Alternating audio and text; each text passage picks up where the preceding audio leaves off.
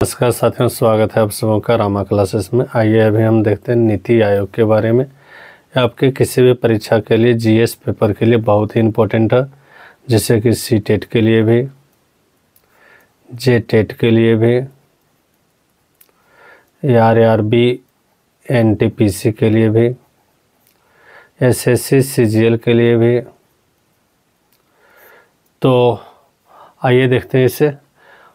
और अगर आप हमारे चैनल पर नए हैं तो चैनल को ज़रूर सब्सक्राइब करें और अपने दोस्तों के साथ भी शेयर करें।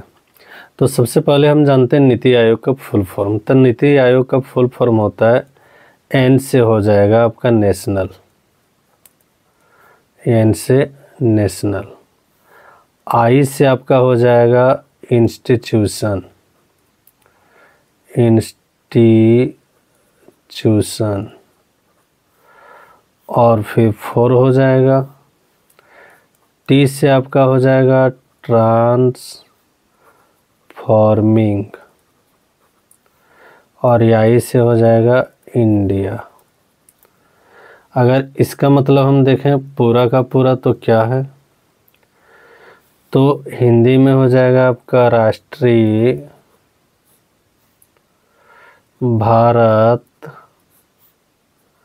परिवर्तन संस्थान। बहुत बार क्वेश्चन में ये आते हैं कि नीति में आई का मतलब क्या होता है, तो आई का मतलब इंस्टीट्यूशन होता है, टी का मतलब होता है ट्रांसफॉर्मिंग। चलिए, इनका जो गठन किया गया,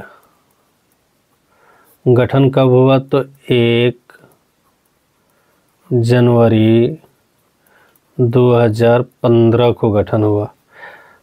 तो क्या उससे पहले कुछ था जिनके परिवर्तन किया गया, तो याद रखना है उससे पहले जो होता था योजना आयोग। क्या होता था, योजना आयोग। तो योजना आयोग को ही बदल के नीति आयोग बनाया गया। योजना आयोग को बदल के क्या बना दिया गया, नीति आयोग बनाया गया। तो पहले योजना आयोग होती थी, उसी को बदल के नीति आयोग बनाया गया। इसके बारे में कुछ इम्पोर्टेंट पॉइंट्स, तो सबसे पहला पॉइंट्स में है नीति आयोग जो है एक गैर संवैधानिक संस्थान है। कैसा है, गैर संवैधानिक संस्थान, या फिर हम इसको निकाय कह सकते हैं। तो ये संवैधानिक नहीं है। इनका मुख्यालय अगर हम देखें, मुख्यालय, तो मुख्यालय कहाँ है, दिल्ली। नीति आयोग का मुख्यालय दिल्ली। इसे सरकार का थिंक टैंक भी कहते हैं। क्या कहते हैं, थिंक टैंक कहते हैं। किसका थिंक टैंक, सरकार का। सरकार का थिंक टैंक किसे कहा जाता है, नीति आयोग को। क्वेश्चन ऐसा भी आएगा कि सरकार का थिंक टैंक किसे कहा जाता है, तो नीति आयोग। अच्छा, इनका प्रमुख कार्य, चूँकि जितनी भी संस्था होते हैं उनका कुछ न कुछ काम होता है, तो इनका प्रमुख काम क्या है, तो प्राथमिक कार्य है इनका सामाजिक और आर्थिक मुद्दों पर सरकार को सलाह देना। क्या है, सामाजिक और आर्थिक मुद्दों पर सरकार को सलाह देना। ये इसका प्राथमिक कार्य है। कैसा कार्य है, प्राथमिक कार्य। किसका प्राथमिक कार्य है, तो नीति आयोग का प्राथमिक कार्य है। नीति आयोग का प्राथमिक कार्य क्या है, सामाजिक और आर्थिक मुद्दों पर सरकार को सलाह देना। और सरकार को जब सलाह देगा तो उससे क्या होगा, ऐसी योजना का निर्माण करना, ऐसी योजना का निर्माण करना जो लोगों के हित में हो, लोगों के हित में हो, ये सब प्राइमरी काम है, इसका प्राथमिक काम है। तो इसका मतलब नीति आयोग का प्रमुख जो काम है वो सामाजिक और आर्थिक मुद्दों पर सरकार को सलाह देना, इसलिए सलाह देना ताकि वो ऐसी योजना को लागू कर सके, निर्माण कर सके जो लोगों के हित में हो। अच्छा, इसमें अगर देखें तो इनका 13 सूत्री मुख्य उद्देश्य रखे गए। 13 सूत्री मुख्य उद्देश्य किनका? योजना आयोग का। इनकी हम थोड़ा सा संरचना देख लेते हैं। क्या देख लेते हैं? संरचना। तो संरचना में क्या होता है? तो एक अध्यक्ष होता है। क्या होता है? अध्यक्ष। दूसरा उपाध्यक्ष होता है। तीसरा CEO होता है। CEO। कमेंट में आपको बतानी है कि CEO का फुल फॉर्म क्या होता है। इसके अलावा क्या होते हैं? तो इनमें होते हैं पूर्णकालिक सदस्य, और क्या होते हैं? तो होते हैं पदेन सदस्य। सबकी संख्या हम बताएंगे और कैसे नियुक्ति होता है, कौन होता है, उनके बारे में भी आगे हम जानेंगे। और क्या होता है? तो होता है शासी परिषद। शासी परिषद भी होते हैं। और फिर विशेष आमंत्रित सदस्य होते हैं। विशेष आमंत्रित सदस्य। तो इनकी संरचना में क्या होता है? अध्यक्ष होते हैं, उपाध्यक्ष होते हैं, CEO होते हैं, पूर्णकालिक सदस्य होते हैं, पदेन सदस्य होते हैं, शासी परिषद होते हैं और विशेष आमंत्रित सदस्य होते हैं। पूर्णकालिक सदस्यों की संख्या 5 होती है। पूर्णकालिक सदस्यों की संख्या 5 होगी, जिसे राज्य मंत्री के बराबर दर्जा मिलता है। राज्य मंत्री के बराबर दर्जा मिलता है। पदेन सदस्य इसके 4 होते हैं। पदेन सदस्य इनके कितना होंगे? 4 होते हैं। और ये पदेन सदस्य जो 4 होते हैं वो प्रधानमंत्री के द्वारा नामित होते हैं। शासी परिषद में क्या है? तो शासी परिषद में होते हैं गवर्नमेंट काउंसिलिंग, इनको इंग्लिश में कहते हैं। तो भारत के सभी मुख्यमंत्री, भारत राज्य के जो भी मुख्यमंत्री हैं सभी मुख्यमंत्री होंगे। और क्या होते हैं? सभी मुख्यमंत्री के अलावा अगर केंद्र शासित प्रदेश हैं तो वहाँ पर राज्यपाल होंगे, या राज्यपाल नहीं है तो वहाँ पर प्रशासक होते हैं। ये इनका कौन हो गया? शासी परिषद। विशेष आमंत्रित सदस्य तो विभिन्न क्षेत्रों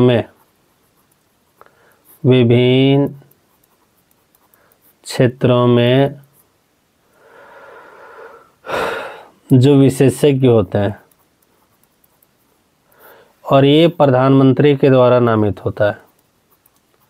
किनके द्वारा? प्रधानमंत्री के द्वारा नामित होते हैं। तो अध्यक्ष, उपाध्यक्ष, CEO। एक चीज़ समझ लो, अध्यक्ष इनके जो होते हैं वो प्रधानमंत्री होते हैं। कौन होते हैं? प्रधानमंत्री होते हैं इनके अध्यक्ष। और आगे हम लोग जानते हैं, अगर वर्तमान में हम अध्यक्ष देखें तो प्रधानमंत्री जी, और प्रधानमंत्री आप लोग जान रहे हैं कौन है हमारे? तो नरेंद्र मोदी जी। इससे 3 क्वेश्चन आपके बनेंगे। क्या क्या बनेंगे? तो नीति आयोग के अध्यक्ष कौन होते हैं? तो नीति आयोग के अध्यक्ष कौन होते हैं? प्रधानमंत्री होते हैं। नीति आयोग के प्रथम अध्यक्ष कौन थे? नरेंद्र मोदी। नीति आयोग के वर्तमान अध्यक्ष कौन है? तो नरेंद्र मोदी। दूसरा, उपाध्यक्ष का नियुक्ति जो है, उपाध्यक्ष का नियुक्ति कौन करेंगे? तो प्रधानमंत्री साहब करेंगे। प्रधानमंत्री साहब किनकी नियुक्ति करेंगे? उपाध्यक्ष की नियुक्ति करेंगे। और इनको कैबिनेट मंत्री के बराबर में भत्ते मिलते हैं। कैबिनेट मंत्री के बराबर में इनको मान्यता मिलता है, दर्जा प्राप्त है। तो इनके कैबिनेट मंत्री के जैसा इनको दर्जा प्राप्त है। अब अच्छा हम देख लेते हैं सीओ जो होते हैं वो सरकार के सचिव स्तर के हैं। सीओ कौन है? तो सचिव स्तर के अधिकारी हैं, सचिव स्तर के अधिकारी हैं। फिर से देख लें, पूर्णकालिक सदस्य 5 होते हैं जो कि राज्य मंत्री के बराबर उनको दर्जा दिया जाता है। पदेन सदस्य 4 होते हैं, ये प्रधानमंत्री के द्वारा नामित होते हैं। शासी परिषद में सभी मुख्यमंत्री और केंद्र शासित प्रदेशों से राज्यपाल और प्रशासक होते हैं। विशेष आमंत्रित अगर किसी क्षेत्र में कोई विशेषज्ञ हैं तो उन्हें प्रधानमंत्री के द्वारा नामित किया जा सकता है। चलिए अब हम जानते हैं वर्तमान और प्रथम। तो नीति आयोग के प्रथम अध्यक्ष, नीति आयोग के प्रथम अध्यक्ष। तो प्रथम अध्यक्ष जैसा कि हमने अभी पहले बोला आपको, नरेंद्र मोदी। वर्तमान अध्यक्ष, चूँकि हम पहले ही बोले प्रधानमंत्री साहब ही होंगे, तो यह भी कौन है? नरेंद्र मोदी जी हैं। उसके बाद है प्रथम उपाध्यक्ष।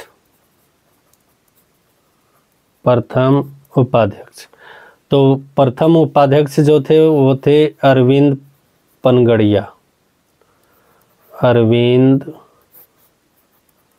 पनगड़िया, ये प्रथम थे। वर्तमान उपाध्यक्ष, तो वर्तमान उपाध्यक्ष जो है वो कौन है? तो अभी हैं सुमन बेरी। उसके बाद प्रथम सीईओ, तो प्रथम सीईओ थे सिंधु श्री खुल्लर। प्रथम सीईओ सिंधु श्री खुल्लर। और अभी जो वर्तमान सीईओ हैं, तो वर्तमान सीईओ हैं हमारे वी आर सुब्रमण्यम। कब से हैं? अगर कोई पूछ दे तो याद रखना है 25 फरवरी 2023 से। अच्छा, अगर हम देखें वर्तमान उपाध्यक्ष जो सुमन बेरी जी हैं वो कब से हैं? तो याद रखना है 1 मई 2022 से। और वी आर सुब्रमण्यम जी वर्तमान सीईओ 25 फरवरी 2023। कुछ और, जैसे इनका क्रियान्वयन का दायित्व किनके ऊपर होता है? क्वेश्चन आएगा नीति आयोग के क्रियान्वयन का दायित्व किनके ऊपर है? तो याद रखना है इनके क्रियान्वयन का दायित्व केंद्र सरकार और राज्य सरकार दोनों के ऊपर होता है। केंद्र सरकार और राज्य सरकार दोनों के ऊपर होता है। इसमें जो भी योजना बनेंगे तो उन योजनाओं को स्वीकृति कौन देगा? योजनाओं का अंतिम स्वीकृति या फिर अंतिम अनुमोदन कर सकते हैं, इसको कौन करेंगे? तो याद रखना है राष्ट्रीय विकास परिषद, जिसको शॉर्ट में हम कह सकते हैं NDC। शॉर्ट में क्या कह सकते हैं? NDC, national development council. और इसी के साथ हमने अभी जाना नीति आयोग। अब आज समाप्त करते हैं। उम्मीद है आप सबों को पसंद आई होगी तो आप इसे अपने दोस्तों के साथ ज़रूर शेयर करें और चैनल पर अगर नए हैं तो चैनल को ज़रूर सब्सक्राइब करें। धन्यवाद।